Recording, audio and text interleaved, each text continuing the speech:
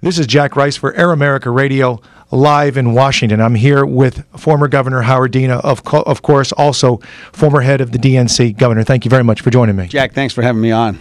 I know right now in Washington, everybody is focusing on healthcare. It's a huge issue for all of us. And as of the last couple of days, we have seen now the fifth of all of the committees have now come through in terms of what it is, at least what they're recommending. And we'll see what kind of reconciliation we get. Are we really going down the right path here? Are we doing what we should be doing with healthcare? Generally, yes. The Baucus bill, of course, is not what we want. But I think we're in great shape. The Republicans, frankly, have chosen not to play.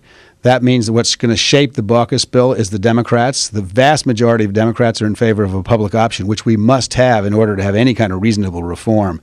So I'm glad to see the Baucus bill come out. I'm not glad about the contents, but I do think that's going to move the process along, and that's what we need more than anything right now. How did we get to this place with the public option as it was? I keep thinking about the sort of strategy. I mean, you're a strategy guy. If I look back to previous races, in many ways, I think you were the precursor to the real success for the Democratic Party in terms of how money was brought in terms of how you were organized. And that really says a lot in terms of how President Obama won. But if I'm talking about strategy now, and I'm looking at how this was played, and maybe not be the strong enough word, but how this was was this played correctly? Well, I think probably there was one mistake that was made. I don't buy the mistake that, we didn't learn the right lesson from the Clinton stuff and all that. I think the one mistake that was made was, quote unquote, taking the single payer off the table.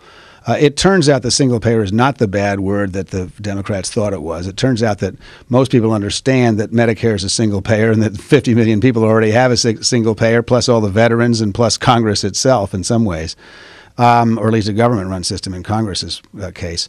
So it would have been useful, and we will have a vote on single payer in the House. It won't win, but the public option, people have to understand, is a compromise position. It takes a single payer system and the private pay system, and it gives Americans a choice. I think that's the genius behind the Obama bill. It gives Americans a choice. It takes the choice out of the hands of politicians, bureaucrats, and insurance companies and employers, and gives that choice to the American people. That's where we need to end up. That's why the public option is so essential. You can't have reform in the context of a system that's continued to be run by private insurance companies. That's just not going to happen. Okay, so then I'm thinking about what you're saying here, and now I'm contemplating the strategy again.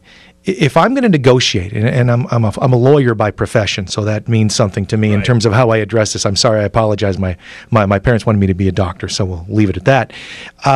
If I'm going to negotiate something, I don't come to the table and say, I'm sorry, I'll give away this, that, and the other before I even start. Why is it that we started right out of the chute by saying, okay, we'll give up on the single-payer option, and then we've almost backed away without even the negotiation of a public option? Before long, we're negotiating everything away. We're negotiating against ourselves here. I think there was a lot of that went on, and I think, frankly, the president, in his wish to do what the American people want him to do, which is to be bipartisan, underestimated the venom in the Republican Party. This is a tough group of people who really, unfortunately, have put the interests of their party ahead of the interests of their country.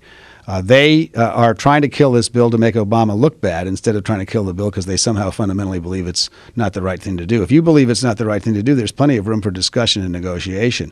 But to not discuss or negotiate at all, which is what they've chosen to do, essentially means it's a political decision on their part. So I think that was underlying. But look, instead of looking in the rearview mirror, let's look at in the front mirror. Dodd has done a great job. Waxman's committee has done a great job. Miller's committee has done a great job. Rangel's committee has done a great job. 4 out of the 5 committees have passed something that I think the American people will be very happy with. And now we've got to mold all these things. And now we're going to have the Finance Committee bill. That will move in our direction, which I think is the right direction, because the Republicans are going to refuse to play. And now Democrats like Jay Rockefeller are standing up and saying, I'm not voting for this because I know it's not what we need in the country. Well, you got to get some of those votes. And the Democrats are going to be in control of this bill. And that's a very good thing. Is there an expectation that when you find some middle ground here, that middle ground will include the public option? It has to include the public option. Jack, if this bill doesn't include a public option, it's not worth voting for. It really isn't. It will not do anything for anybody except the insurance companies. The Baucus bill is designed literally by people who worked for the insurance companies for the insurance companies. It serves the insurance companies better than it serves the American people. And that is not a bill that's worth voting for. There are parts of the bill that are insurance reform, which we did 15 years ago in my state. You can pass those, but for God's sakes, don't put $60 billion every year at taxpayers' expense into the private health insurance industry. They're the part of the big problem, not part of the solution. So we're going to get to where we need to go. I've spent time talking to Democrats. I had a great talk with Arlen Specter. He totally gets all this stuff. I think at the end of the day, we're going to be where we need to be with passing a comprehensive health care bill, which includes a public option. It's going to be very hard, but I think it's going to happen.